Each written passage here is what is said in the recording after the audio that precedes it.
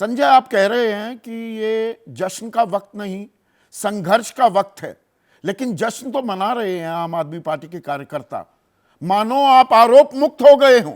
अभी अरविंद केजरीवाल, मनीष सिसोदिया तो जेल में है ना, संघर्ष तो अभी लंबा चलने वाला है। देखिए संदीप जी, आपको नमस्कार, आपके दर्शकों को नमस्कार। मैं आपके माध्यम से पूरे देश को यह बताना चाहता हूं कि दरअसल एक झूठे बेबुनियाद केस के आधार पर अरविंद केजरीवाल जी की और मनीष सिसोदिया जी की गिरफ्तारी की गई है। झूठे और बेबुनियाद केस पे एक गहरी साजिश के तहत केजरीवाल जी की गिरफ्तारी की गई है और सिलसिलेवार करके मैं आपको बता देता हूं।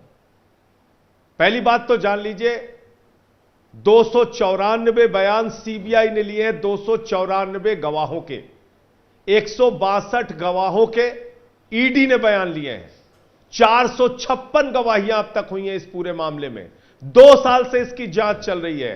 456 गवाहियों में 4 बयान अरविंद केजरीवाल जी के खिलाफ लिए गए हैं जबरन। और जबरन कैसे लिए गए हैं वो आपके दर्शकों को सुनना जरूरी है।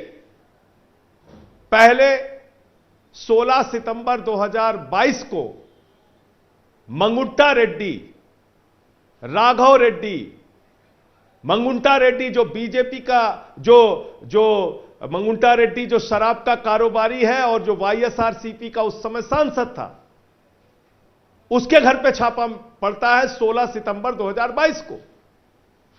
उससे बयान लिया जाता है। आप अरविंद केजरीवाल से मिले थे? जी हां, मिले थे। किस लिए मिले थे? चैरिटेबल ट्रस्ट की जमीन के लिए मिले थे। उसके बाद उसके बेटे का बयान लिया जाता है। केजरीवाल जी से मिले थे, उसने भी वही बयान दिया। 10 फरवरी को 2023 को उसके बेटे को गिरफ्तार कर लिया जाता है। 5 महीने तक उसका बेटा जेल में रहता है। इन 5 महीनों के दौरान उसने 7 बयान दिए। और आपको जान के हैरानी होगी, 16 जुलाई को वो अपना बयान बदलता है। पहले के 6 बयानों में वही बातें कहता है जो बातें सच थी और कहता है केजरीवाल जी का कोई लेना देना नहीं, उनसे ना मिले, ना हमारा कोई लेना देना।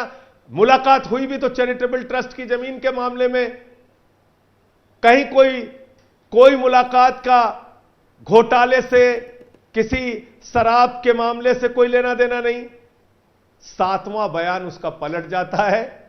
16 जुलाई को बयान पलटता है। 18 जुलाई 2023 को उसकी बेल हो जाती है।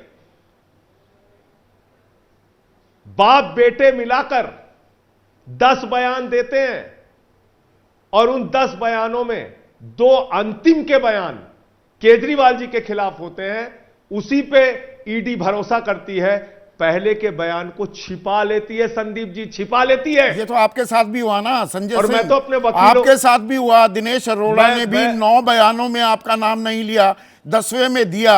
सुप्रीम कोर्ट ने संज्ञान कर सकता, आपको मुझे मालूम है। आदेश पता नहीं, मुझे मालूम है, मुझे आदेश पूरा मालूम है। बात नहीं कर सकता, मैं आपके बारे में पूछ ही नहीं रहा हूं, पर मैं दर्शकों को नहीं बोलूंगा। नहीं, आप मेरे साथ क्या हुआ सर, मैं उस पर नहीं बोलूंगा। मुझे मालूम है आप नहीं बोलेंगे, मुझे मालूम है, मुझे मालूम है। तो अरविंद जी का सुन, आप सुनिए ना, 1 मिनट सुनिए। अरविंद जी पर आपके मामले में यह हुआ तो जमानत मिल गई, अरविंद केजरीवाल को क्यों नहीं मिल रही?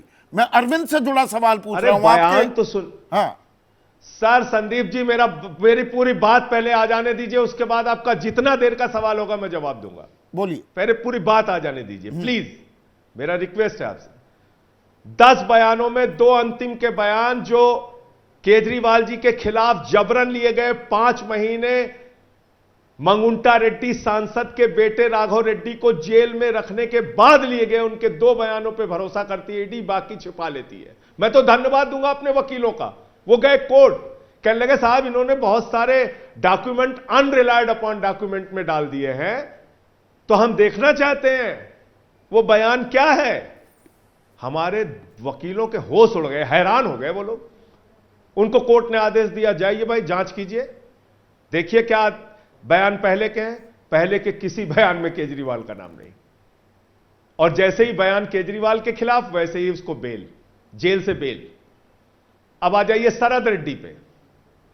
9 नवंबर 2022 को शरद रेड्डी के घर पे छापा होता है।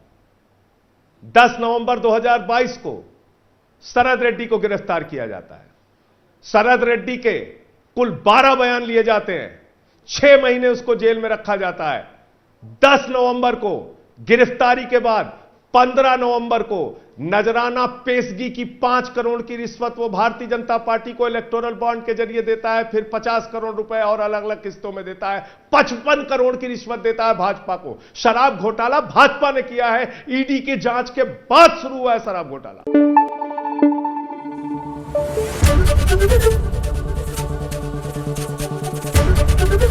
एबीपी न्यूज आपको रखे आगे।